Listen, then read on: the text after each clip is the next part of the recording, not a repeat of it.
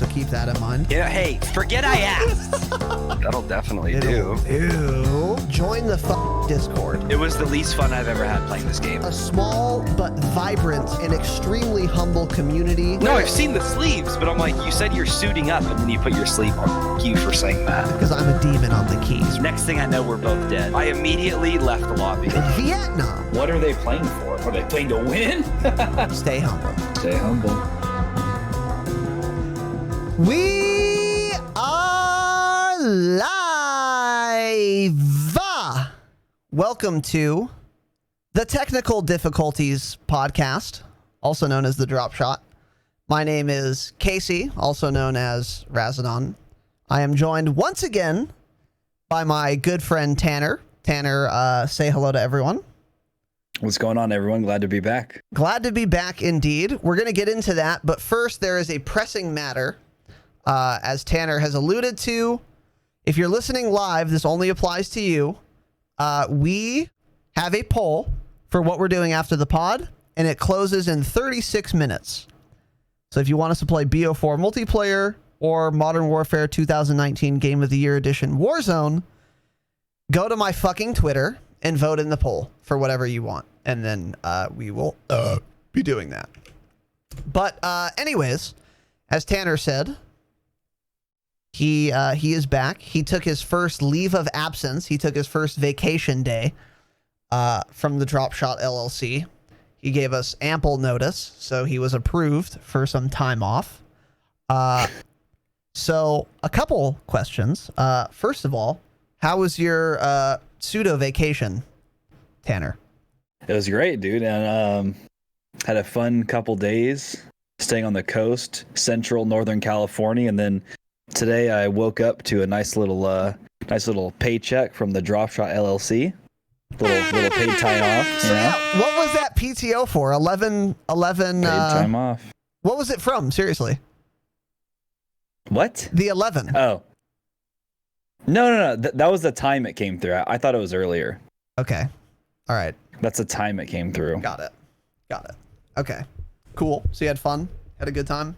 I had a great time. Yeah, it was beautiful. Nice to get away. I haven't been away in, 4 months, 5 months? Yeah, World Traveler, by the way, goes to the coast, calls it a big event. What's it called? Big Sur? Big Sur. Yeah. We were in Big Sur, Monterey, Cambria, etc. Not Los Angeles County. I got back home, opened up the door of my car, and I was like, oh, it is disgusting here. Humid, hot, air quality is garbage. Smoggy, yeah. Just a shit county, honestly. Shit county, light pollution. Dog shit county. Can't even go to a restaurant anymore up there. All the restaurants were open, so I'm pissed. Thanks, Gavin. Yeah. Okay, so that's cool. So and you did make an appearance though in the last episode. Had a nice little phone in, which I actually really enjoyed that whole aspect. It was cool. It was like phone a friend. It was like absolutely not. It was like we were on Opie and Anthony, and then like Opie takes the day off because he's in bed hungover with Jill Nicolini, and he just calls into the radio show he's normally a host on. Those were the vibes I got, which I enjoyed. But anyways, Glad you enjoyed it. Thanks. Did you end up ever listening to episode 42? I thought I was going to have time yesterday, but we were driving around the whole time doing stuff for the wedding, so I did not have time. Did not have time. So yeah. So he's on the Dropshot. He hasn't even heard every episode. Let's hear. That's interesting. There's actually fans out there that have heard more episodes than I have now. That's crazy. Actually true. I was going to ask you how you think Locap did in your absence, but I guess I can't ask you that. I tuned in from time to time, and I thought he did great. Okay. I mean, I expected him to do great. It's Locap. He's got his head on his shoulders. He knows what to say. He did a good job. He did a couple things. He raised some very good points. He brought a very unique perspective, which was the Battle Royale primary main focus guy perspective. So when we were talking about like the leaks, I always frame these things in terms of multiplayer because that's where my focus is. But he was framing everything in terms of the Battle Royale for COD 2020, which I thought was cool. So that was good. Yeah, I thought he did well also. I know there's been a lot of talk in the Discord after that episode, so you guys must have brought up some interesting points about the whole how Warzone's going to work. So you should actually listen to the episode, by the way. I know. I'm going to listen to it tomorrow. Well, we'll see. Or maybe tonight. Maybe I'll just listen to it. Maybe once we raid me after this pod ends, we'll just listen to it live again. We'll just do a watch party of our own content from 2 days ago. Yeah. That's not a bad idea. Yeah. So yeah, that was cool. What else was I going to say on that topic? I'm not sure. But yeah, a lot of people were clamoring for us to now do a Tanner and low cap only episode, which I'm not sure how I feel about that one. Wow. Yeah, nobody likes Raz anymore, huh? Yeah, well, they're saying bench Raz, so I'll keep that. I'll keep that in mind, listeners. And if you wanted to tell me I'm let's a get shit that trending, host, guys. then absolutely let's not get that trending. But you can level your complaints in the Discord. Join the fucking Discord, which is conveniently linked for you in the chat. And it is, of course, as always, in the panels, show notes, etc. Now, before we move on, to kill us a rocking bird with the two gifty boys. Let's fucking go. Hell yeah, dude. Snob and Shura Razinon. Welcome to this small but vibrant and extremely humble community. I appreciate you. And to kill us a rocking bird, I love your name, as I've said many times. And thank you for the support, dude. Honored, humbled, and privileged. Much obliged, sir. So, as I've been building up, this is going to be an interesting experimental new episode. But before we get into it, a couple of announcements, as always. So, first of all, the Patreon, as I've said, is officially live. Thank you to all of the new patrons. I think we have 6 now, which is fantastic. The first thing I will say is that if you join the Patreon, thank you. Also, join the fucking Discord, because that's where your Patreon benefits largely will live. Not all of them. You don't strictly need to join the Discord, but it definitely helps you, and it helps me. So if you're already in the Discord and you join the Patreon, go to your Discord settings, link Patreon, and that's it. And then you'll automatically have access. Patreon's integrated into our Discord, so it'll automatically give you access to whatever you should have access to. We also are ready and able to start accepting gameplay breakdowns and episode suggestions. So just go to the Discord. There are the requisite channels for all of those things, including guidelines for submissions. They are not too cumbersome, pretty simple to follow, but just make sure you check those before you send anything in. And there are no bonus episodes out yet, but we should be probably doing our first bonus episode next weekend. So July 14th or so. And let's do it this weekend. We could do it this weekend because we already have a great suggestion from our very own Jay Pritch, which we're going to get into in a second. But yeah, so there are no bonus episodes yet, but when they release, I will be sure to tell you guys, and I will be sure to help you understand how to get access to those bonus episodes. I don't really know myself yet, so I'm going to upload it first, make sure I understand, and then I can educate everyone if it's going to be difficult, which I'm sure it won't be. So you'll know when there's a new episode. You haven't missed it. There just isn't one yet. And also, eventually, Tanner and I are hoping to do 4 bonus episodes a month for all the patrons, $5 a month or more. But we want to start, like we said, with 2 a month, just to make sure that we're not over-promising and that we have time. Because we do both work full-time. We're already doing what we're doing now for the pod, so we didn't want to put too much on our plate right away. But hopefully soon, maybe next month or the month after, we can increase that to 4 per month. But no promises right now. This month is going to be 2. And then I think what our first Patreon episode topic is going to be, as I said, was submitted by our very own Jay Pritch. Should have a Call of Duty best of episode, like your favorite 10 guns of all time, maps of all time, etc.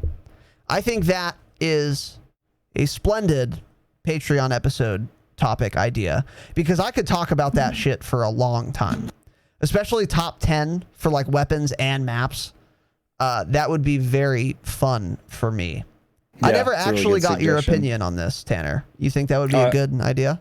Yeah, sounds great. Yeah. Okay, cool. Big fan of that. So that'll be It's going to be hard to do though. Top 10, like you said, it's going to take a lot of thinking. It's going to take some thought, and it's going to take some winnowing down, which is going to be difficult. The But Dropshot LLC may need to buy all the Call of Duty games for us so we can go back and play them all. yeah, just to play everyone, make sure. Dude, that was part of the Steam sale when I was looking at World War II. You can buy the entire every game available on Steam, every Call of Duty game, and it was like $320 on sale. Yeah. Yeah. Tanner has to finally put some effort in. Well, let's time out low cap. Yeah, just time him out. Okay. So, anyways, also one of the benefits for the Patreon, if you're Platinum or Damascus, is you can submit gameplay breakdowns for us to review. And what we're going to do for now is do them every Saturday after the podcast on Tanner's channel before we start gaming. So we'll do the Saturday pod. I will raid Tanner, and then we will start Tanner's stream with a gameplay breakdown or two. And then after that, we'll do gameplay as normal. And I will also take the gameplay breakdown and edit it cleanly and then put it on YouTube so that if you're not there live, you can still see the gameplay breakdown afterward. And we are also going to allow, if it's your gameplay breakdown and you want to be in voice with us while we do it, that is up to you. So let's say you submit your gameplay breakdown and you want to be in Discord with us when we break down your gameplay. Perfect. That's fine. Just let us know. Make sure you're available when we do it. And then you can be in voice with us for it. And if you wanted to submit a gameplay breakdown, but you don't want to be in voice, that's totally fine too. We don't need you there, but it is an option.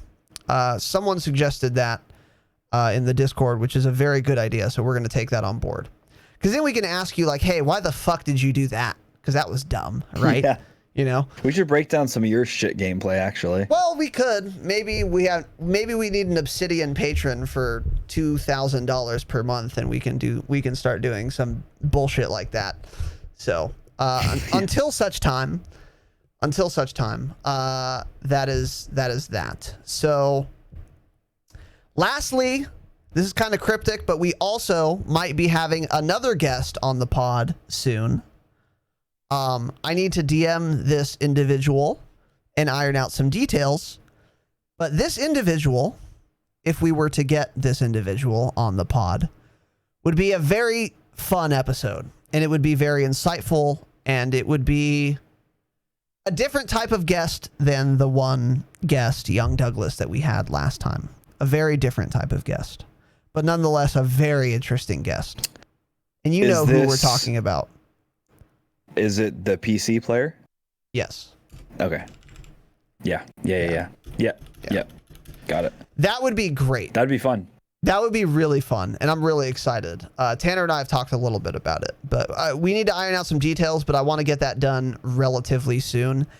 Maybe toward the end of this month, once we've done our bonus episodes, because that's going to take a little more prep in and of itself. So this is our first Patreon month. I don't want to pile it on too much, but we'll hopefully get that done soon, and trust me, I'll announce it when it happens.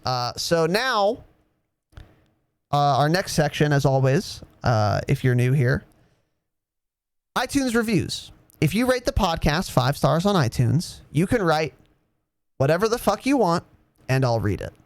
Now, since we had our last podcast 2 days ago, there were actually no new reviews. But one person did edit their review. And normally, I would not read this, but since this is the only change, I decided I would allow this person to have their review reread. And here it is. Once again from Motooney. He says, 5-star review is the title of this review. Insert comment here. And it says, edit with 3 asterisks. Let's fucking go. This is the podcast I've been looking for. Keep it up, guys. About time someone took advantage of the fact that no one is doing a COD podcast. Absolutely fucking correct, sir. So Motuni, thank you again for the review, for the kind words, and of course for the analytics. It is much appreciated. And I will remind everyone that if you rate the podcast 5 stars on iTunes, you can write literally anything and I'll read it. So keep that in mind. Real quick, what do we have here? Slivovitz! 5 gifty boys. Let's fucking go! Young Gore-Tex, Burrito, Oblivious 77, aka Jordan, SK Capone, and Syken IV. Welcome, boys, to this small but vibrant and extremely humble community. And Slivo, thank you so much, dude. I really, genuinely appreciate the support. 5 gifted subs. That's a lot. I appreciate you, man. I'm honored, humbled, and of course, privileged. Thank you, dude. Much obliged, brother. I really appreciate it. Really fucking appreciate it. Thanks, dude. So let's move on here to playlist updates, and then we're gonna get into this seminal episode. Really seminal. I've been talking it up a lot. I want to deliver for you guys. But first, playlist updates. First of all, just a tiny little change. They originally released Shoot the Ship. They've now split this into 2 separate playlists. Shipment 5v5 and Shoot House 8v8. These are now 2 separate playlists. Have you played Shoot House 8v8, Tanner? No. It's fun. Really? Yeah. It's not I would too think many. They would play bad. No, it's not too many.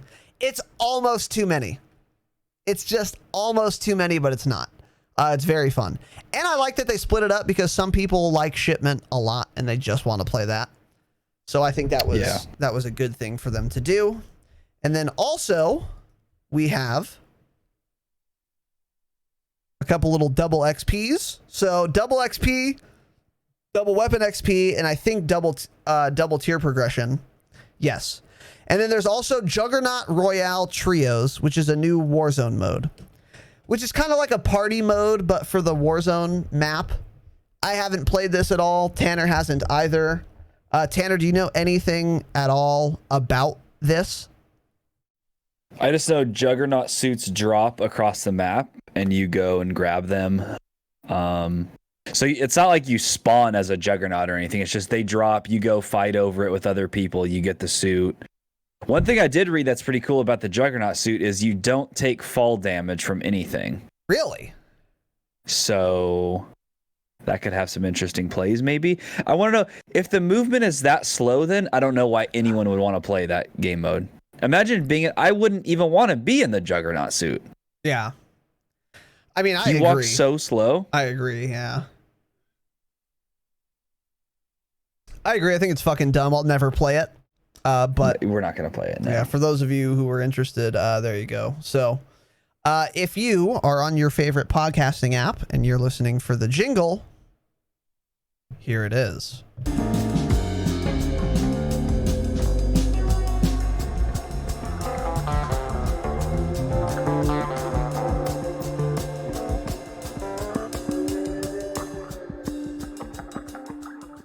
All right, so I accidentally did playlist updates before the jingle. So if you were scrubbing and you skipped through everything, I will just go over it very quickly.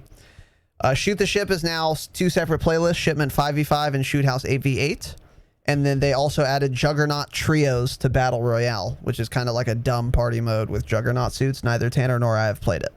So if you skipped, you're caught up. Now, on to the topic of today's episode. I had conceived of this idea a couple weeks ago, and Tanner thought it was a good idea. I thought it was a good idea, and I'm very excited to bring it to you. And I want to continue using this template for every Call of Duty game going forward in the future. And what we're going to be doing 3 times per year, starting now, is a State of the Game address. Now, that might sound somewhat familiar to those of you who are a little more erudite. Read a book. The State of the Union is what this is kind of modeled after. So the State of the Union address happens, I think, once a year. Not sure. Don't care. Where the President of the United States of America, can I get a K-Kona in the chat, just gives a speech about the state of the union, the state of the country, how things are, etc. So what I thought would be an interesting, fun idea, and I actually think it would be better for posterity's sake than it would be contemporaneously, is to do state of the game addresses 3 times per year. So basically, take COD 2020, for example. COD 2020 is going to come out.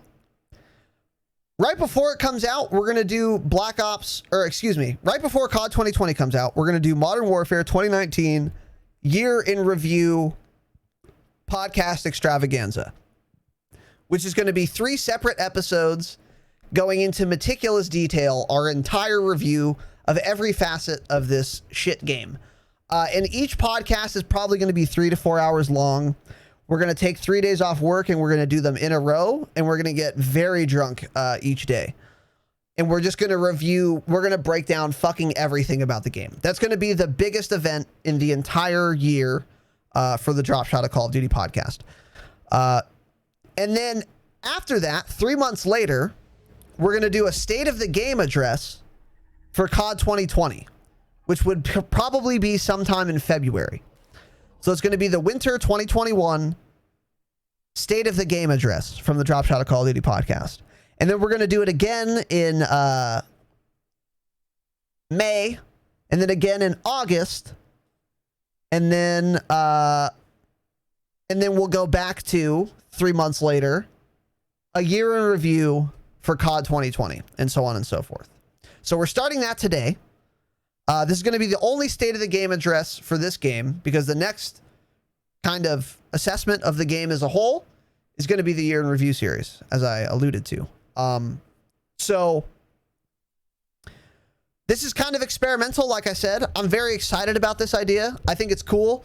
And I think it'll be cool for us, like next year, to look back and be like, what was the game like, 3 months in or 6 months in?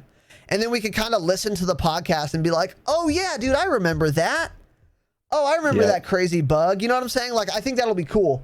So I'm very excited for this little project, and we will see how it goes.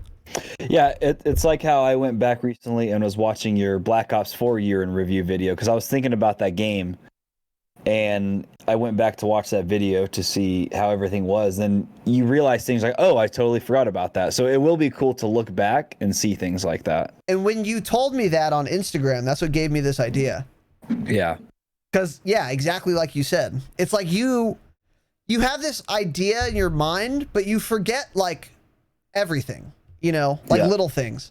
So it'll be cool to have that, recorded for posterity's sake. So I'm very excited about this. Alan Boy, 100 biddies. Let's fucking go. Thank you, dude. Much appreciated. So anyways, I don't think that's an accomplishment, Mace. You stupid bitch. Welcome, by the way. Okay, Squatch, sounds good. All right, so without further ado, once again, let's get into it. So that is our overview.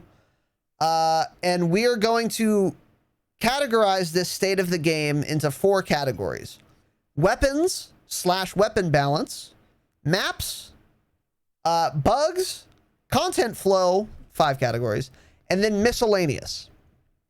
So we're going to go through each of these and then kind of give you the state of the game right now, summer 2020. And we will start with weapons. So first and foremost, assault rifles, the heart and soul of Call of Duty in general. The AR meta, in my opinion, is decent, if not pretty fucking good, particularly after the very recent Grau nerf. The Grau is still very good. It didn't get gutted, but it's debatable if it's like the best gun for Warzone, for example. It is still in no way the best assault rifle for multiplayer. And I think that is a good thing, because the Growl before this was the gun for Warzone, and now it may or may not be, but it's definitely in the air right now. So that's where I stand, at least when it comes to the Growl. Anything to add there, Tanner? Your thoughts on the Growl in general? No, that sounds perfect. Okay. So next, we also had the FAL get buffed. In my opinion, the FAL's overpowered in multiplayer a lot, because it's a one-shot headshot outside of like 18 meters, which is way too fucking far. So it's OP. But the good news is an overpowered semi-auto is not nearly as good as an overpowered full auto. So you can compare how OP the FAL is to like the Hades crossbar and Black Ops 4 pre-nerf. That was also overpowered, but it was also extremely easy to use. And that's the deadly combo you want to avoid. If something's really OP and easy to use, everyone's going to use it and the game's going to be cancer. But when you make something like an FAL overpowered, because it's semi-automatic, even though it's OP, it's still going to be less prevalent. It still requires more skill than an average assault rifle to use. So it's not the end of the world, but it definitely needs to be nerfed. It shouldn't be a one-shot kill to the head in multiplayer at any range, in my opinion. Do you disagree with that, Tanner? I don't, but the thing is, with semi-automatic weapons, no matter how OP it is, you're not going to have that many people using it either way. Like, if it's not fully automatic, people don't care, and the majority of players aren't going to use it. So, you know, like you're saying, if it is overpowered, it's not nearly as bad as that. Is it being that way if it were a fully automatic assault rifle? So it's not that big of a deal. I still haven't got to use it post-patch, so I'm excited to try it out. But, I mean, people are saying it's really good in Warzone, too. Yes, it is. It is. But in my opinion, it's not as overpowered in Warzone as it is in multiplayer. And here's why. All of its buffs, all the buffs that the FAL received are within 15 or 18 meters. Outside of that, every damage value is the same. So it's not really good.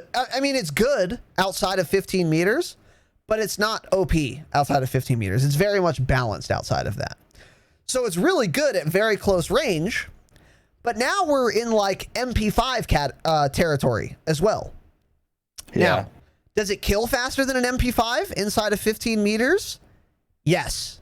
Does it kill a lot faster than an MP5 inside of 15 meters? Also yes.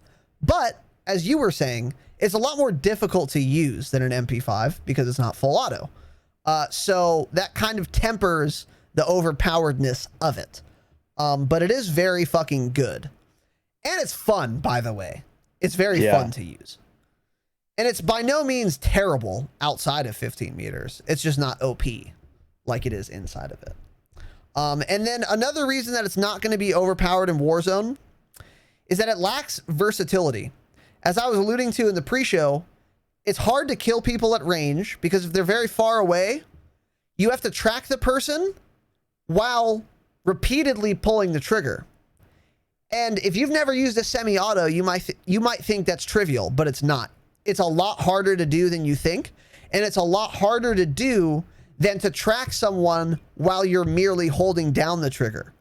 But if you have to constantly have your trigger finger just fucking blasting while you're also trying to track someone and deal with independent recoil spikes rather than a consistent recoil pull, it's a lot more difficult. So that makes it a lot less versatile at killing at range.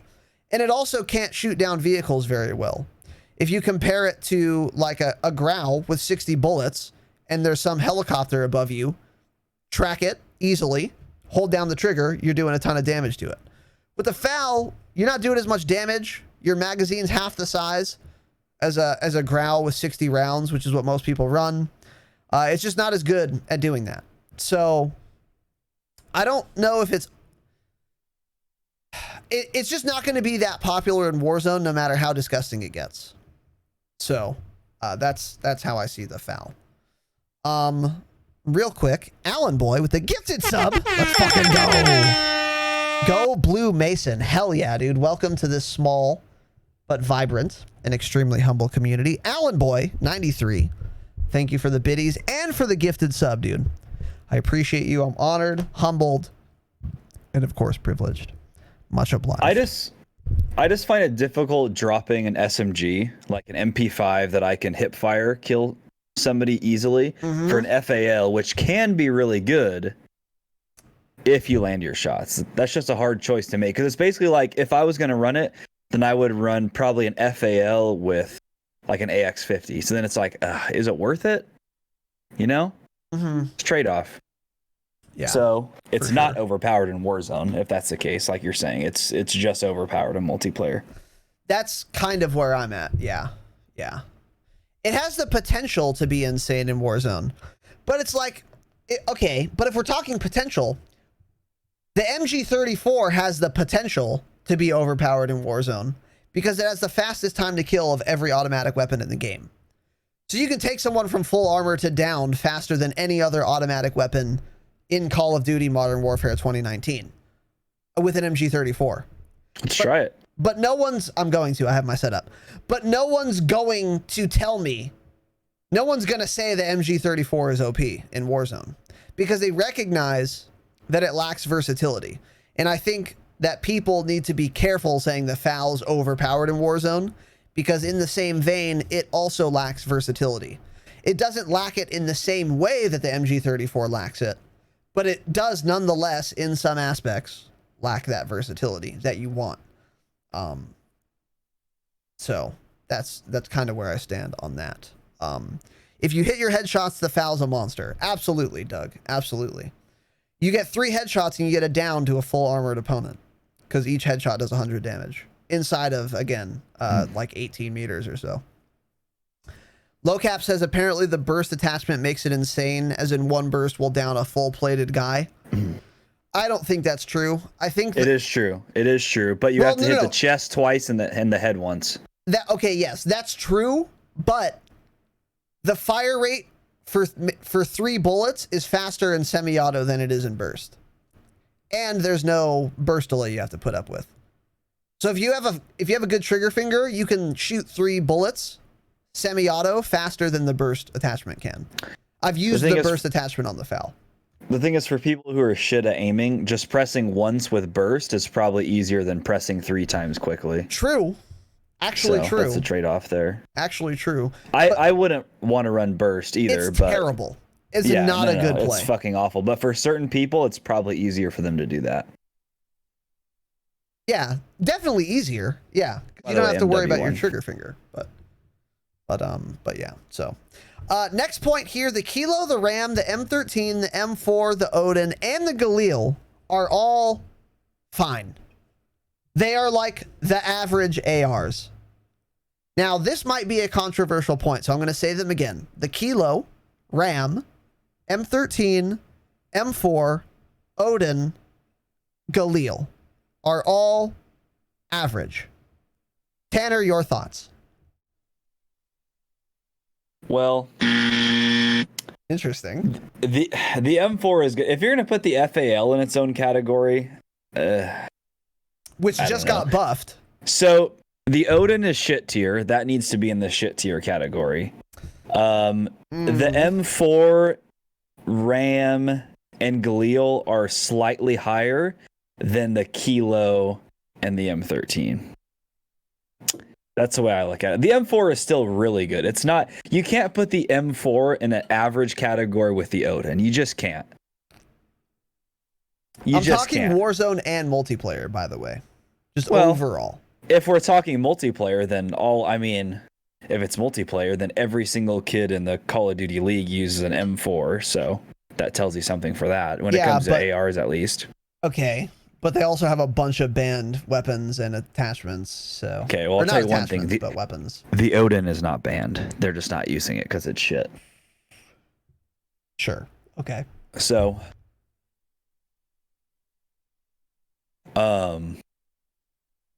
yeah. You are right, though. I mean, they're all similar in that category. Like you're saying, the whole AR category is pretty balanced. Yes. There are guns that need to be worked on, and then there's just a lot of guns that you can pick and choose between. So that's good. That's good we have that. Ooh, okay. And it's fun to see. Yeah.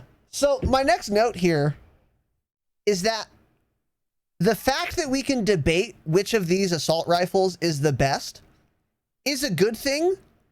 And that is the evidence for the fact that these assault rifles are fairly balanced. Mm-hmm. That's kind of my point. So like if I ran a poll between all of the Dropshot listeners and I said, rank these 6 assault rifles, everyone would have a different answer. That means it's pretty balanced. And further, there would not be one gun out of these 6 that everyone has listed as number 1. That means... You're back. Okay. That means that the assault rifles are balanced. Now, you made... Obviously, I could rank order these 2. I think there is a best and a worst of these 6, depending on a lot. And that's kind of the point. It's like... A lot of them are situationally good, depends on the mode, the map, Warzone versus multiplayer.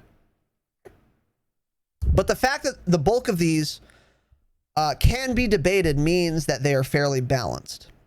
And if we were to compare this to, other Call of Duties, where everyone knows what the most OP assault rifle is, I think that's a good thing. And we could even compare this to MW 2019 at launch, where if I asked everyone listening what the best assault rifle is, 100% of people would say the same thing, the M4. But they've nerfed it, but not gutted it, such that they are all roughly on par. And I think that that is a great thing, an absolutely great thing. So that's a really good state of the weapon balance meta as far as assault rifles go. Kaylee, welcome. All right, Pritch, take it easy. 1,500 biddies, let's fucking go. Hell yeah, Pritch. I hope you didn't leave yet. Sorry, that was an accident. That was a misclick. But Pritch, I'm honored, I'm humbled, and I'm fucking privileged. I'm off to get drunk, legends. Stay humble, and happy 4th of July to my favorite Americans. Let's fucking go, dude. K. Kona. Brother. Well, isn't it like, bro, isn't it the afternoon for you? Oh, dude, those kids in that fucking prison colony that they call the continent of Australia getting drunk in the afternoon. You disgust me. But also, I respect it. And I love it. And I'm joking, kind of. It is actually basically a prison colony, or it was. But yeah, thank you, Pritch, so much, dude. I appreciate you as always, brother. I'm honored, humbled, and privileged to have you a part of this small but vibrant and extremely humble community. Alan Boy, 109 bits. Let's go. 190 rather. Thank you, sir. Pritch, Alan Boy, 93. Thank you both so much, dude. Much fucking obliged. Very kind of you, boys, and very much, as always, appreciated. So thank you both. Tartar, welcome. Archduke Tartar Bits. It's an honor and a privilege to have you here. So next point here. The AK, the SCAR, and the FAMAS, however, are fucking trash. Are fucking trash. They have no place anywhere ever. And this needs to be changed. And I think, further, this is especially true for the FAMAS, which, for you new frogs, the FR556, because there are no good burst fire weapons in this game, and that is a shame. That is a shame. Because if we go to the Call of Duty roots, guess what weapons typically were very good? It's 3 characters. I'll give you a hint. M16. There's the answer. M16. Where's my M16? Well, it's not the FAMAS, because the FAMAS is hot fucking garbage. It's awful. And it is a shame that there are exactly and precisely 0 good burst fire weapons in this game. Especially, by the way, with a game with such a fast time to kill and such a low health total, you would think that there's not only one serviceable burst fire weapon, but multiple. But lo and behold, there are none. And there never were any, by the way. It's not like the FAMAS used to be good and now it's garbage. It was always shit. Just hot shit. And then the AK and the SCAR, which are not coincidentally, by the way, both 7.62 assault rifles, are also fucking terrible. And this is a travesty, and I wish that all three of these weapons would be buffed. Tanner, your thoughts? One of the main reasons I was excited for a Modern Warfare title is because I couldn't wait to use the AK. Because it just brought me back to the feeling of Call of Duty 4. I'm like, oh, dude, the AK, it's going to be so fun. And then they started coming out with the leaks thing, like, you can change the ammo type, you can convert it into an AK-74, and I was getting so excited, and they fucking ruined it. It's such a shit AR. And while you're on the topic, the FAMAS, like, the Swordfish in BO4, since that's the last game, the Swordfish was one of my favorite guns to use in that game. It was so fun. Such a good gun. And then they add in a burst FAMAS in this game, and it's dog shit. It's not worth using ever. So that pisses me off. You're right. I mean, they've done good with the weapon balancing overall, but those three weapons, they need some help. Big time. Big time. Big time. How would you buff each of those? AK, I think, well, actually, so all of them need quicker ADS speed and slightly lower recoil. The SCAR needs a bigger magazine. And the FAMAS just doesn't do... I feel like it doesn't have a lot of damage at range. Is that how it is, or am I just feeling that because it's burst? That is exactly how I feel about the FAMAS. Does not have enough range, yeah. Yeah, so that's how I feel about them. That's interesting. I feel differently about how I would fix them. The AK, the way I would fix it. So look, the AK and the SCAR are both 7.62, and those need to be impactful. They already do the correct amount of damage. Their damage values and their damage range is correct right now, as far as I'm concerned. What is not correct in the case of the AK is its recoil. Way too much recoil by default. And if you want to make that gun have good enough, like, you need to have enough recoil control to use the weapon at fairly long range, because using an assault rifle at fairly long range is the only reason you're going to use a 7.62 assault rifle. The advantage of 7.62 is the damage range and the damage itself. So if I'm going to do that, but it's also going to have a fuck ton of recoil, well, having a lot of recoil is fine if someone's really close. But the reason I picked the 7.62 gun is so that it has range. Yeah. So now the AK has all this range, but the recoil's so bad that you actually can't use it at range. You can only use it up close. But then the problem with that is it handles way too slowly to be used effectively up close, which leaves the AK in no man's land. Because if you kit it for a lot of recoil control so that you actually can use it at range, it's way too slow. And you almost are at LMG level shit mobility. And then you might as well use an LMG. Or you can kit it for speed, and then you can't shoot anyone outside of 30 meters because it recoils so fucking much. So I think the AK needs a little faster handling, not much faster. Let's not get crazy. A little faster handling and a little less recoil. The SCAR,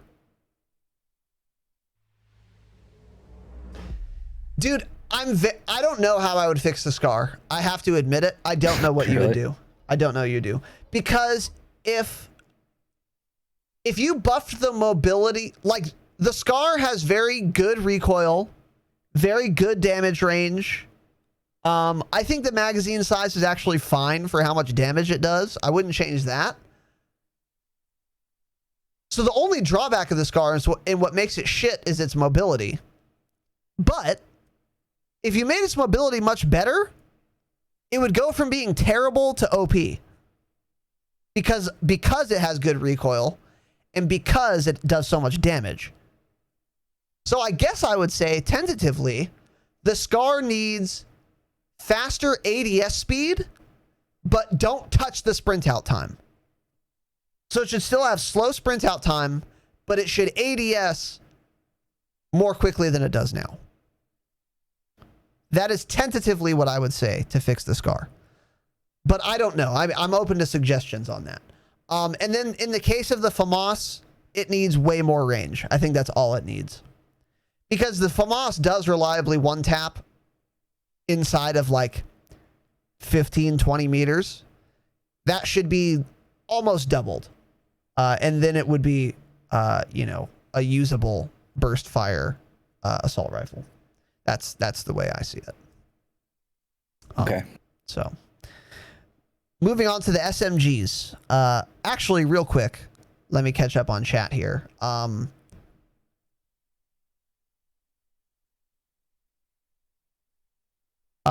Mullet proof, 100 biddies. Let's fucking go. Hell yeah, dude. Thank you, brother. Much appreciated. Douglas said, fuck the M16 in COD 4. Shit was OP as fuck. Yeah, it was very strong in COD 4 for sure. What do we have here? I'm on vacation watching the Dropshot, the hottest up and coming podcast in gaming. Hey, Tanner, take notes, you dumb bitch. Doug can get it right. Thank you, Douglas. A small but vibrant and extremely humble community. Damn, both taglines you got correct, dude. Hell yeah. Thank you, Douglas. I hope you're enjoying your vacation, by the way, dude. You deserve it. And you earned it, sir. You earned it. May says the game is imitating real life, where 3-round burst is useless. I don't know. I'm not a special forces operator in fucking Mogadishu, but I would assume that it's probably not useless, which is why it exists. Read a book. I could imagine it being useless in real life.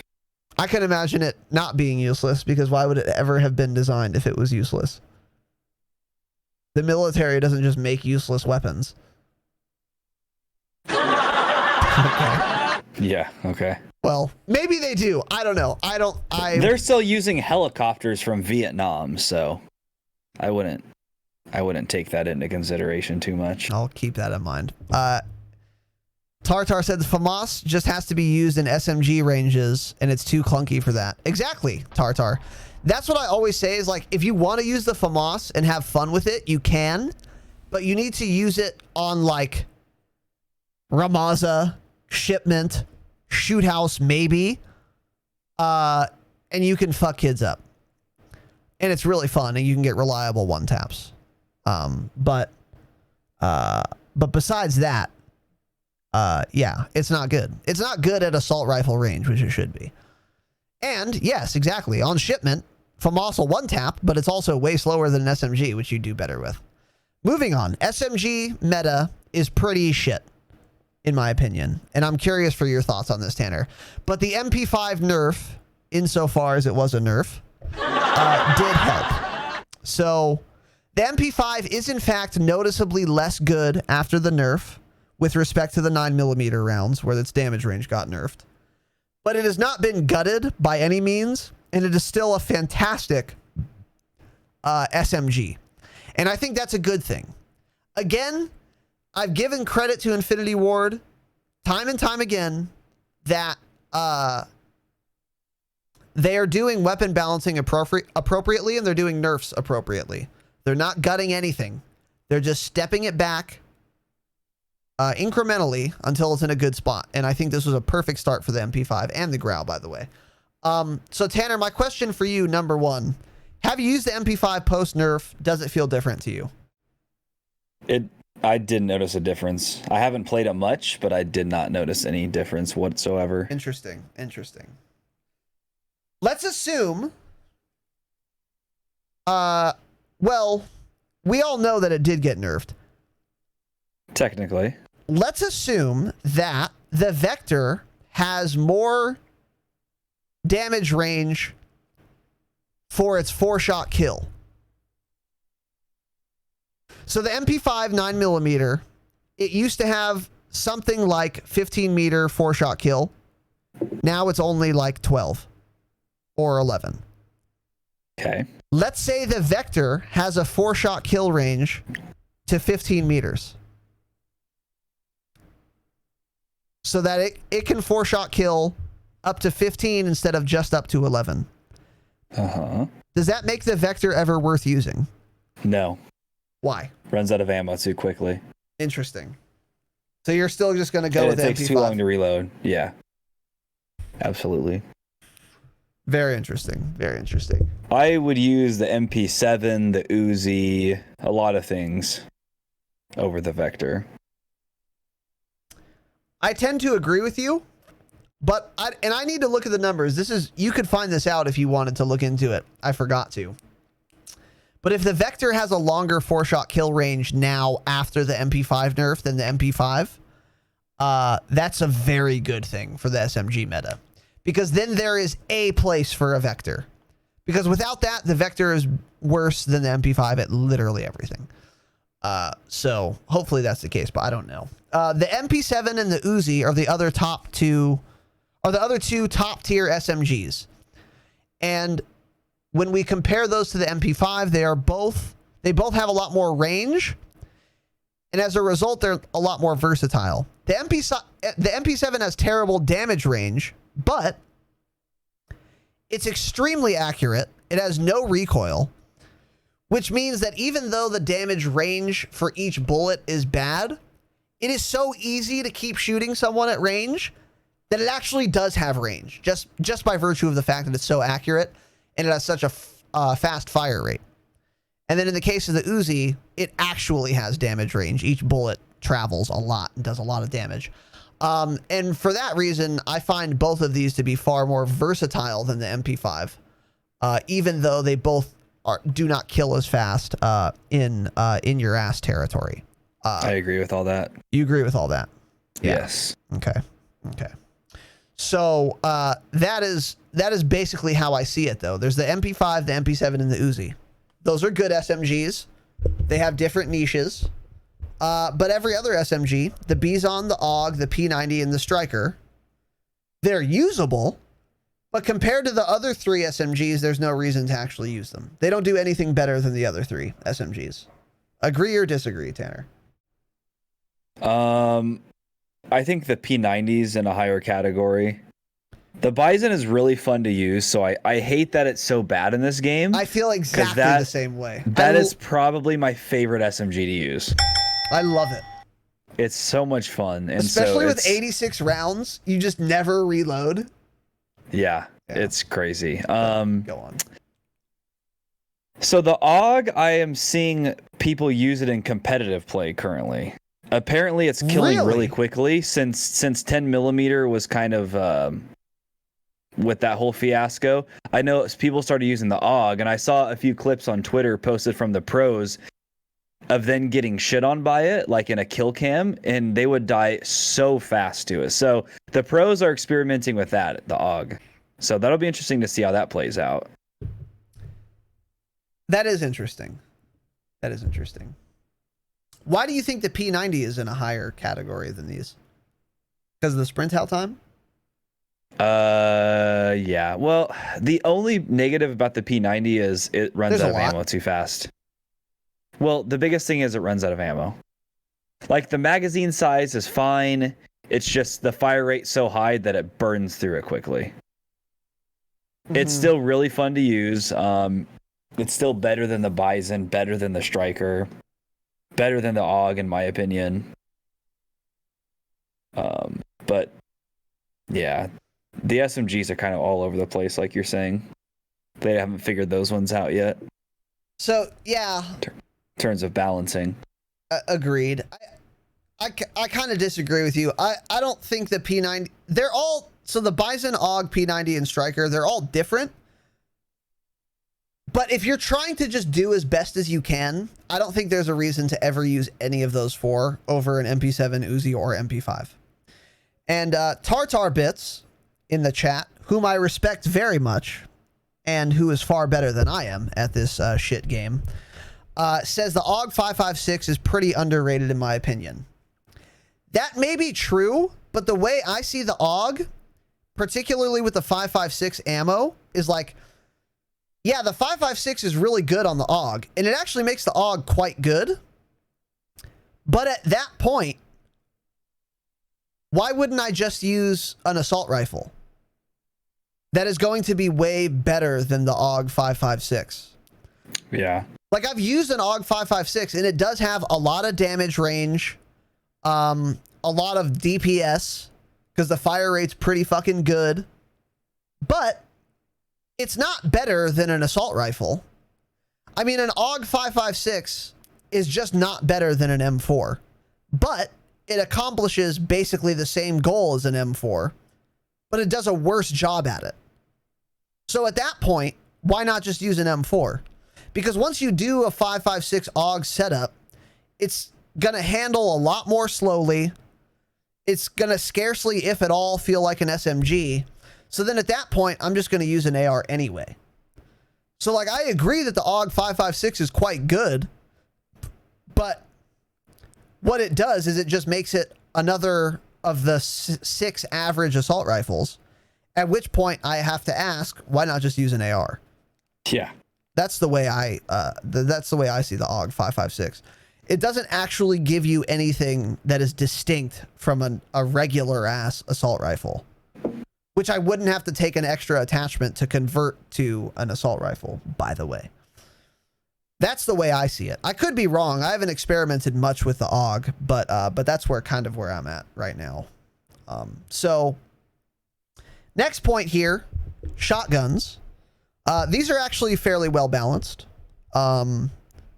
You're a despicable cunt piece of dog shit if you use one, but they're pretty balanced nonetheless. And I actually didn't write out the list of shotguns. I referenced them, but when I looked at them all, the R9, the Model 680, 725, what am I missing? Origin, and the VLK. I think that's all of them.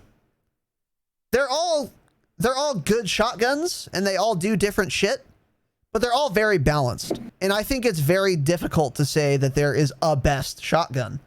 And I also think it's very difficult to say there is a worst shotgun, because they're all very good, and they're all basically on par, in my view. I view all the shotguns in the same way that I view the 6 middling ARs that we went over earlier. Kilo, M4, Odin, etc. Where you could like put those on a list and everyone would have a different list of best to worst. I feel the exact same way for all the shotguns. I think they all do different things, better than others and worse than others, but ultimately they're all relatively balanced. And this is only the case because the 725 got nerfed to shit from launch, because the 725 was not balanced at launch. But they nerfed it appropriately to where the 725 is still very good, but not overpowered and not head and shoulders above all the other shotguns. Tanner, your thoughts? I think you're right. I don't ever use those, so I don't really give a shit about them. Good. Yeah, I still get pissed when I see people using the 725.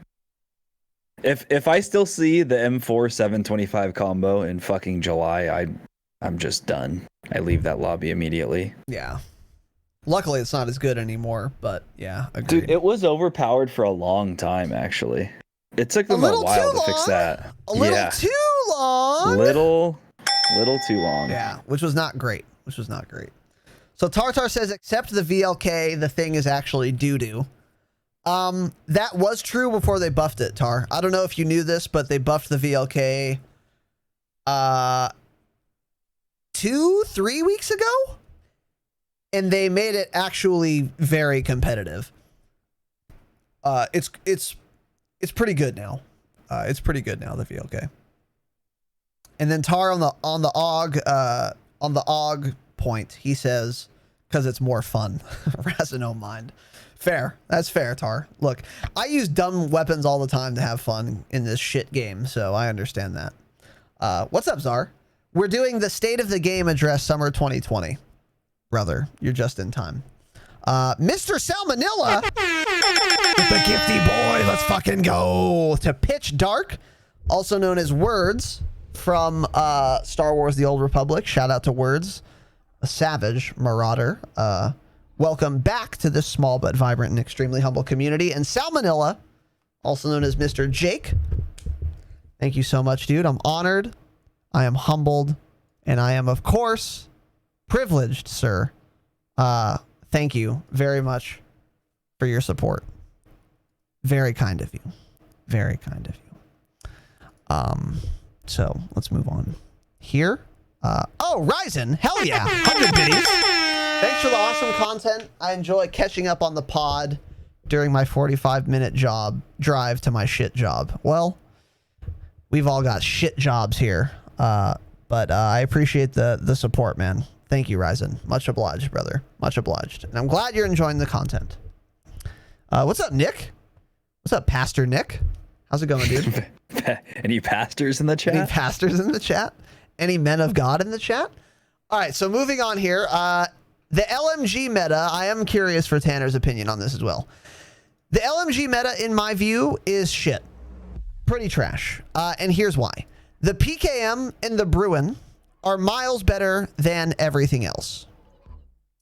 They have the same fire rate and the same damage range. Their only difference is attachment selection. The Bruin has skeleton stock, for example, which is insane that the PKM doesn't have. The PKM has snatch grip. I think it's snatch grip. Snatch something. I remember snatch, trust me. Yeah. Which the Bruin doesn't have, which is also an insane attachment. But besides some attachments of those kinds, they're virtually identical. Same exact fire rate, same exact damage range. Their only differences are in attachment selection. And as a result, those are miles better than every other LMG. But it's tough to say that it's a shit meta, although ultimately I will say that because there are some interesting considerations to keep in mind. The SA-87, number one. First of all the LMGs got a buff like 4 to 5 weeks ago that made them all much better. Every LMG benefited from this pretty much. And we went over this on the Dropshot of Call of Duty podcast. Go into the archives. So the SA-87, for example, is very good, but it's hard for me to call it an LMG. It behaves like an assault rifle. It's got a 30 round mag by default. You can also get a 50 or a 60 on it. It handles more slowly. It fires more slowly. And it has 7.62 instead of 5.56 like an assault rifle. But real similar to a Scar, real similar to an Odin. Hard to say they're much different. And it's hard for me to categorize it differently. But the game has chosen to do that. But nonetheless, after these LMG buffs and the open bolt delay getting removed for the SA-87, it's quite fucking good. It's quite good. And you can configure this to be a fucking dick machine. That like has pretty good draw speed, pretty good sprint to fire speed, and you still maintain that 7.62 ammo to just dick kids down, no Maxwell. So Tanner, let me get your thoughts so far. PKM, Bruin, SA-87. I agree with what you're saying. I really haven't put much time into the Bruin. The PKM I do like a lot, and that's the only the only LMG I've ever liked. My biggest issue with them is the movement speed is just so bad with LMGs. Like, I don't care how fast it kills. Having to run around that slowly, I just can't handle that. So no matter which way you look at it, LMGs aren't good. Now, when it comes to Warzone, possibly, maybe you can make a case for one or two of them, but still, it's just the movement speed is destroyed, and they're not fun to use outside of the PKM.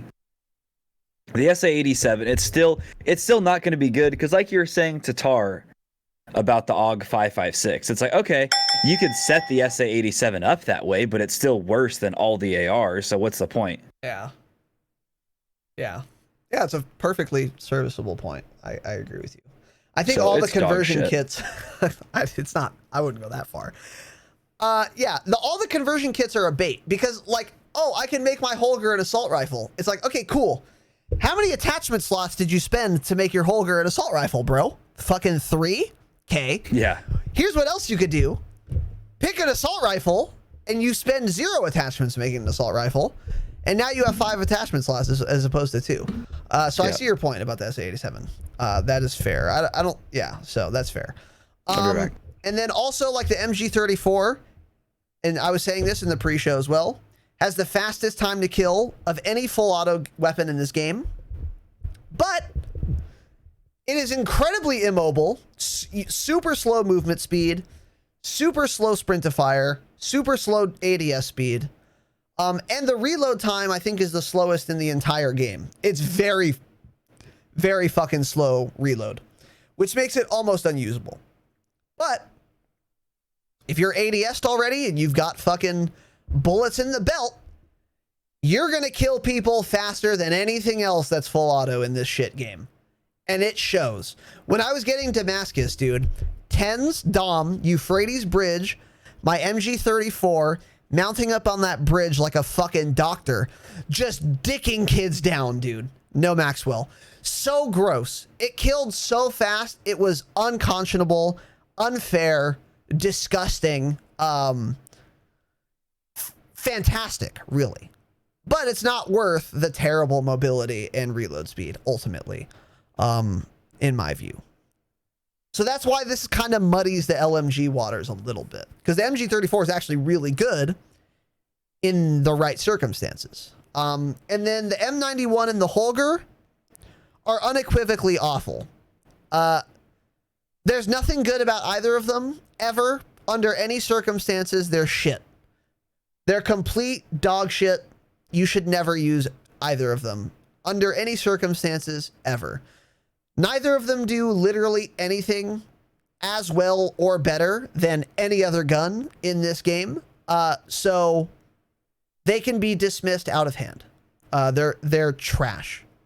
They're complete fucking trash. They're so fucking bad. There's no reason to use either of them.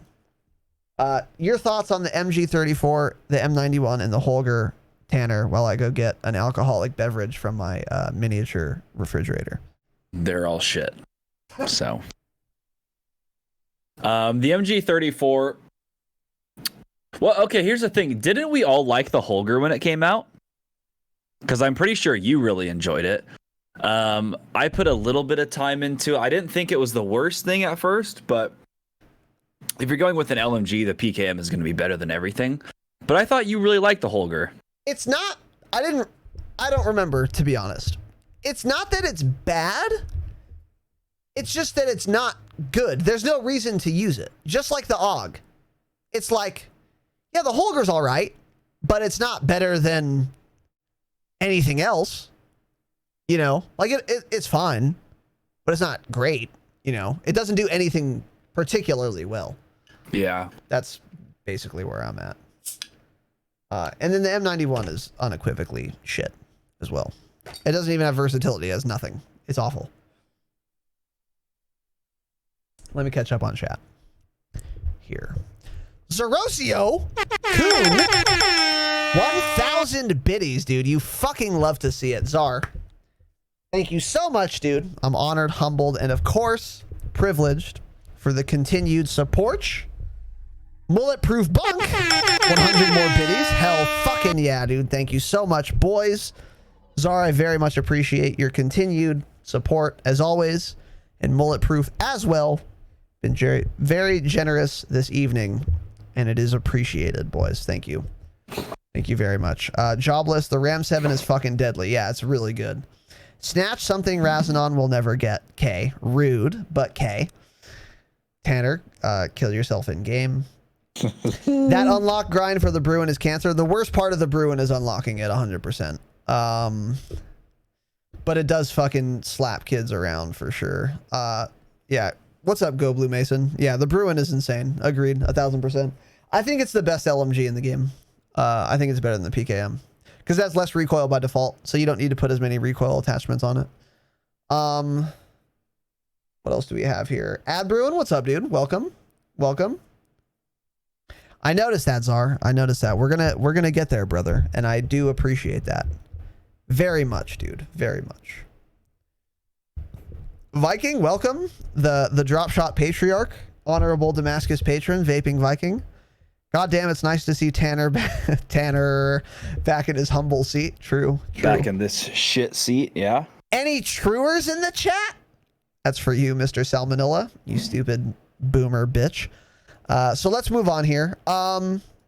Next category here is marksman rifles. These are a joke. None of them are usable. Interesting. Okay, I'm going to give my perspective and Tanner's going to go. So, in my view, marksman rifles are a complete fucking joke. None of them are usable under almost any circumstances. With two maybe exceptions. Maybe exceptions. Number one, maybe exception. The car, for whatever reason, which makes no sense, by the way, is a one-shot headshot down in Warzone on a fully armored opponent. Why? Don't know. Have no idea. So for that very niche purpose, assuming you're going to be clicking on kids' heads, hey, is Seagull of Overwatch Genji main notoriety watching the stream? The car is going to be great for you, dude, because you can aim well. You can aim professionally well, and you can reliably shoot people in the head. Everyone else listening, don't use a car. Don't use a car. The very niche purpose where it can be better than other guns is that you can get a one-shot headshot down in Warzone on a fully armored opponent. And it's the only weapon that can do that is faster than an AX-50 or an HDR. K. But that's it. That's the only redeeming quality of the car. And then the SKS. Is that at any range? I think it is, which makes no sense. That sounds like it wasn't intentional. Well, we never know with Infinity Ward, right? We just never know. Who knows if it was intentional? Who knows if it will be reverted? Don't know. Makes no sense, by the way, because the Rytech AMR, which is a 50 caliber anti-materiel rifle, by the way, is not always a one-shot headshot down on a fully armored opponent. But the Car 98, designed in the fucking 40s or something, which does not shoot a 50 caliber bullet, by the way, is always a one-shot headshot down. That is so funny. Welcome to Infinity Ward Studios here in Anaheim, California. My name is This Makes No Sense. Welcome to fucking Neverland, where nothing makes sense. So dumb. So anyways, the car can be good. Second point on marksman rifles, the SKS. I don't know what to think of this gun. It's a one-shot headshot at very long range in multiplayer, which means it's potentially extremely good because it has a 0 millisecond time to kill. But it's also quite bouncy. And I'm just not sure if I think it's really good in multiplayer or awful. I don't really know what to think of the SKS. Yeah. So you can make a case for the SKS, but outside of those two weapons, Mark II, complete garbage. Crossbow, kill yourself in game if you unironically use a crossbow. And then what's the fifth? Is there a fifth? EBR, also way too bouncy. That's the worst gun in the game. Way too bouncy to be good. It's fucking garbage. So you had a different opinion than me, which makes me... It was only regarding the car. It makes me incensed. Read a book. So go ahead, Tanner, retard. Okay. My initial thoughts on the marksman rifles is that they have them completely wrong in this game. So marksman rifles, we should be able to use them at long ranges, right? But in this game, no, it's the opposite. Hey, are you using an SKS, an MK2, an EBR? Great, but don't expect to kill people outside of 20 meters because they're shit. They have too much recoil. They're hard to control. They do a lot of damage up close. So the way you have to use them is the opposite of the way you should be using them. And that's where they have everything wrong. Now, the car is a little different. The car should be in the sniper category, really. I get whatever. It belongs in the sniper category more than the marksman category. But again, that's one of those things. I'm seeing a lot of people use the Car 98 right now in Warzone. And so you said none of them are usable, which is wrong. Because again, I keep seeing clips of the Kar 98 being used in Warzone. But it's one of those things again. Okay, great. It one-shots people. But with snipers in Warzone, you're not getting headshots often unless the person is standing still, which doesn't happen often, right? So in that case, an AX50 or an HDR, I think, is still better because you can reach out and touch people a little bit further. You know, I feel like people use some of these guns because they want like the quick scoping shit. You know, they think they're playing World War II. Yeah, they think they're playing Call of Duty 2, you know, some old game like that. But that's not the way it is. Agreed. Okay. So, AX50 and HDR snipers are always going to be better than the Kar. Yeah. Yeah. Okay. I think there's just a lot of testing going on now. People are trying to feel things out still, and we're seeing clips like, "Oh, this gun's so good, it's overpowered in Warzone." It's not. It's just there was a weapon update 2 days ago, so people are testing everything. Agreed. And I think another reason people are using the Kar a lot is because, especially if you're a content creator, and these are the only people whose clips you will see on social media, you want to go for the wacky, fucking insane, cool clip. And what's the cool thing to clip on Warzone? Getting an Iron Sights Kar squad wipe by headshotting 3 people in a row. Does that mean it's good? Absolutely fucking not. Because if you could do that, you would have killed them much more easily with 10 other guns. But it's clippable and it's cool. And I think another reason people are using the Kar a lot is because it can be good and people are fucking bored. And they're getting tired of using a Grau MP5 match after match after match after match. So they just want to mix it up. So then they go for like a little bit of a challenge mode and they use the Kar. But to say it's good is absurd, in my opinion. So moving on to snipers proper. These are pretty much fine, in my opinion, I guess. There aren't that many snipers, so it's pretty small category. But for example, the AX50 and the HDR are both very good. They are completely balanced between each other, and they function as expected and as they should. The AX50 is not better than the HDR, nor is the HDR better than the AX50. They are perfectly balanced and do different things, and you can get different things out of each one depending on what your goals are. And I think that is the pinnacle of what you want for weapon balance. Things that do different things, but but there isn't one that's better than the other. It's just different for different scenarios, different situations, and different play styles. Pretty much with me on that one, Tanner? Yep. Okay. AX50 is for, I think, faster paced players, maybe. Yeah. I mean, AX50 is undoubtedly better in multiplayer, but when it comes to Warzone, it's a toss-up on what you're going for. I like the handling of the AX50 better. Yeah. The only way the HDR is better in multiplayer is if you're playing on Tovorsk. Because there are sniper shots that you can hit on Tovorsk that are greater than 100 meters, in which case the AX50 will not be a one-shot kill unless you headshot, and the HDR will be. So the HDR, you can make an argument it's better on Tovorsk, but pretty much every other scenario, AX50 is probably better in multiplayer. But in Warzone, they're much more balanced between each other. The Dragunov is shit. It used to be pretty good until they nerfed it for God knows why, and it can no longer one-shot headshot people even in multiplayer.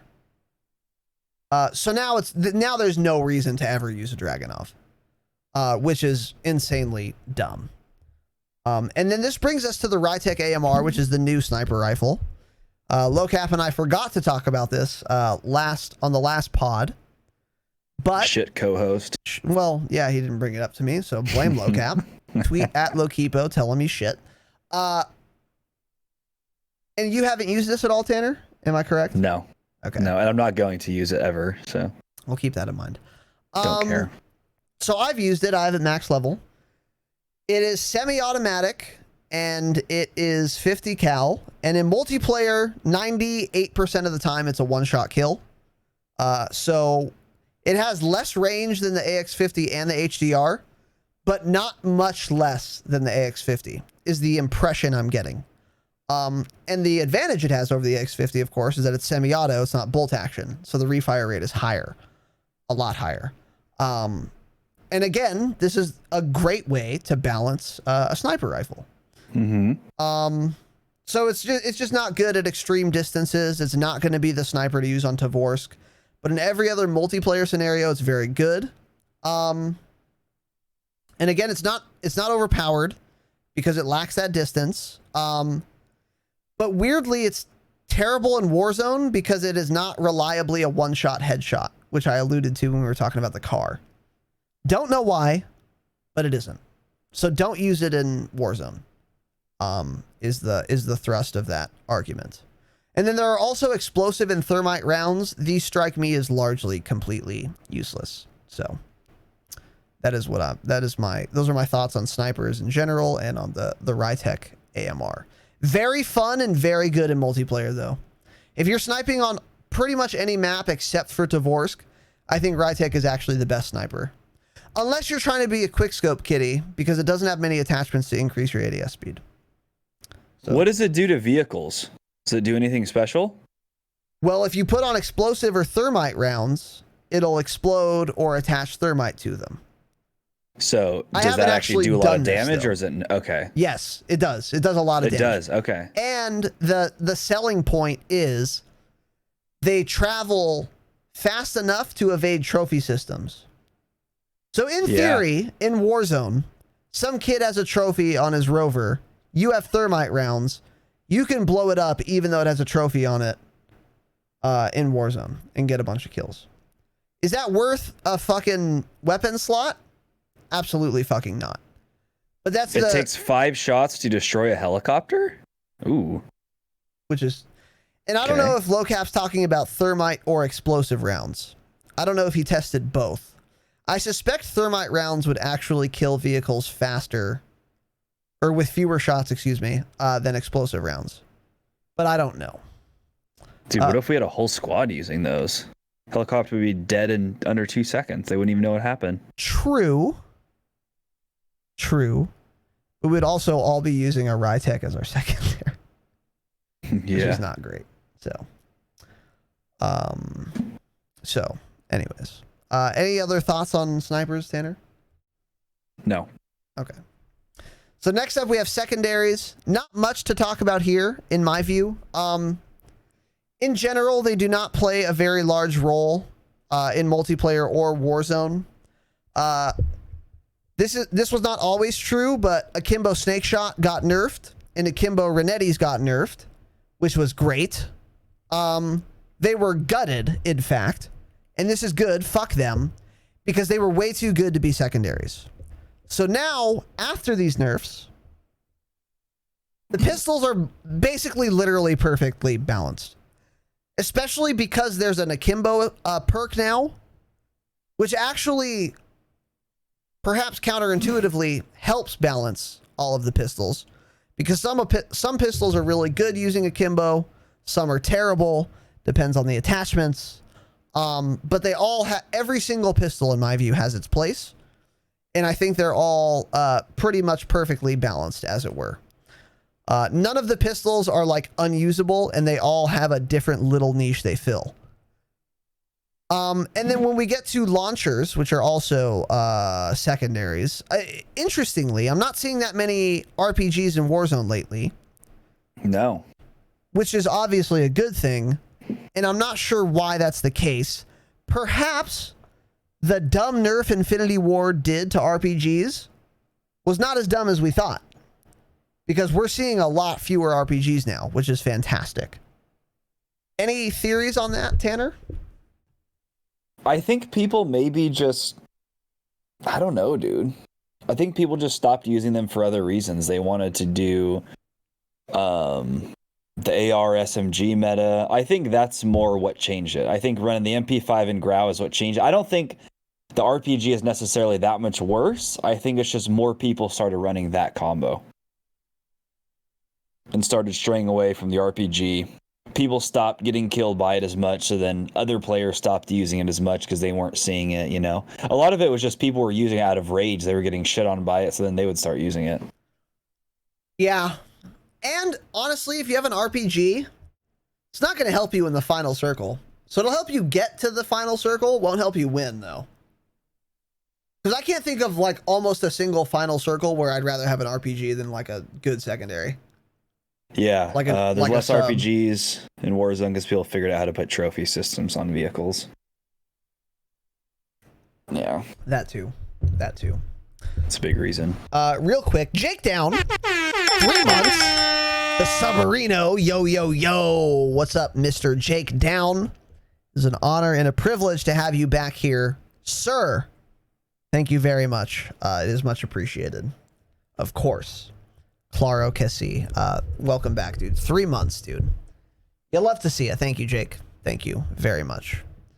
And then on the topic of secondaries, if you use a riot shield, a knife, or the Kali Eskrima sticks that were recently released, you should kill yourself in game, of course.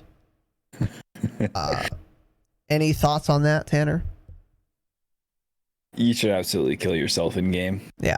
So they're not OP, but they're fucking annoying. Riot Shield is almost OP, but it's fine, in my opinion. On the cusp of being a little too strong, but ultimately fine. And then overall, I'm pretty happy with the state of the weapon balance, weapon meta right now. The state of the game with respect to weapon balance seems pretty good. There are some things that leave me wanting. There are things to be desired, which we went over. But all in all, there really isn't anything cookie cutter in Warzone after the Grau MP5 nerf, nor is there anything particularly cookie cutter in multiplayer, whether we're talking about 6s, 10s, or Ground War. If you could make one change in terms of the weapon balancing, what would you change? Interesting question. To like any weapon, one thing you could change, or like one weapon you could change. One weapon I could change. Fuck. I would add 80% damage range to the FAMAS in every single barrel it has. Really? You really want that FAMAS to be good, huh? I want a burst fire weapon. Yes. That's probably where I'm at. Because nothing is so OP that I need it nerfed now, in my opinion. No, no, exactly. You know? Yeah, mine would be buff the AK. That's my. I want to use that gun so bad. It's the best sounding gun in Modern Warfare. Yeah, it's great looking. It's got a great reload. It's just shit. Just throw that banana and then dump the new one in. Yeah, for sure. So how would you buff the AK? Less recoil, quicker ADS. Honestly, if it doesn't even need more damage. It just needs lower recoil and a quicker ADS and sprint out. Agreed. The damage is fine. Yeah. Interesting. Okay. So Tanner, I'm thinking we continue this next week. What are your thoughts? Yeah, that's what I was kind of thinking. Yeah. We could finish the rest of this in another pod, right? What are we already an hour and 30 in? Yeah, I think that'd be better. We have more time. Maybe we can even add more stuff to the second part if need be. True. Okay, cool. So let me catch up on chat here. What do we have?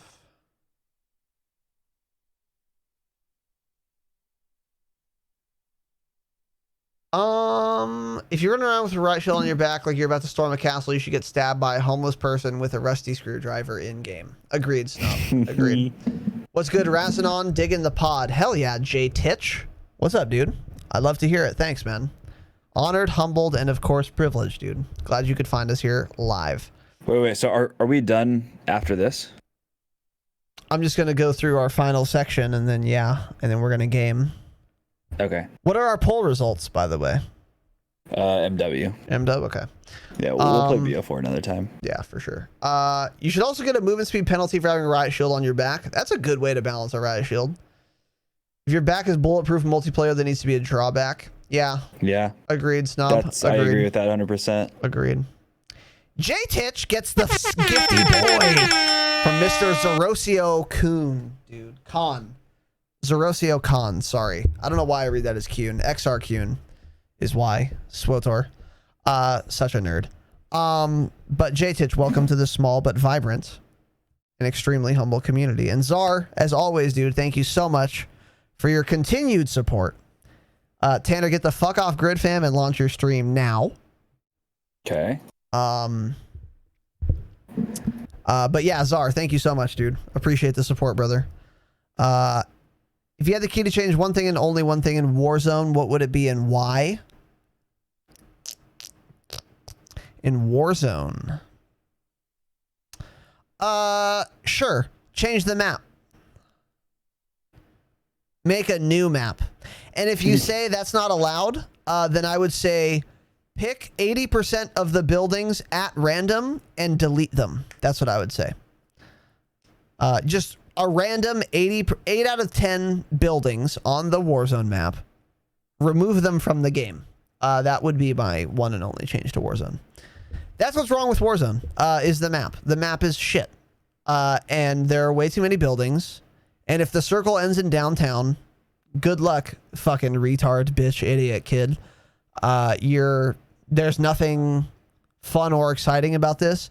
You just have to pray that someone's not in the window that you're vulnerable to.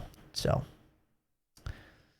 that's how I feel about that. So yeah, as we said, we have a lot more to go over in this State of the Game address, summer 2020. So this is actually going to be part 1 of 2. We have a lot more to go over, as I said. Weapons is like definitely the biggest section, so we'll be able to finish the rest of this next week, and I am excited to do that. I am curious what everyone's thoughts are on the State of the Game address this time, and having that as a template for the future, once again, every 3 months for a total of 3 times per year, because one of those 3-month intervals will, of course, be our year in review series. So our feedback, your feedback, excuse me, is very much appreciated. You can level that to us in the Discord, which I've conveniently linked for you. Join the fucking Discord. Quickly, before we end here, apparently there are counter UAVs in Warzone, Tanner. Did you know this? I heard it. I don't know exactly how it works or anything about it. There's nothing but questions here. And so they either released these and didn't tell us, which is completely feasible, or they didn't mean to release them, but they accidentally did, which is also completely feasible. Welcome to Infinity Ward 2020. But you've never seen one in game either? Nope. Yeah. So I haven't either. So J-Chich says you have to buy 4 UAVs at a time and it's active for 30 seconds. I don't believe that that's true. Someone in my Discord said they picked it up and then they had to place it somewhere and it was like within the radius of where they placed it. I don't know if that's true either. I've never seen the effect, nor have I seen myself being able to use it ever. So I don't really know what would constitute a counter UAV, but apparently it's in the game. So if you guys have more information on this, join the fucking Discord and let us know what that information would be. So lastly, Tanner, are you live? Yes. Okay. Special thank you to all of our Damascus patrons, Jake W., Mr. Salmonella, Slivovitz 91, J Pritch, and Zorosio. A lot of Damascus patrons. Wait, did everyone who signed up for it sign up as Damascus so far? 5 out of 6 of them did. Holy shit, that is fantastic. That's oh my God. fantastic. It's a lot of support. So big special thanks to the Damascus patrons. We really fucking appreciate it, and that is very extremely impactful. So we appreciate it. Jesus. Make sure you guys join the Discord and link your Patreon to your Discord account. That'll give you access to the special Patreon channels in the Discord. You can submit your gameplay breakdowns, your Patreon episode suggestions, your Saturday episode suggestions, and that will also entitle you to join our Damascus Hangout sesh once a month. That'll be toward the end of the month, and I will schedule that with all of you Damascus patrons. But thank you guys very much.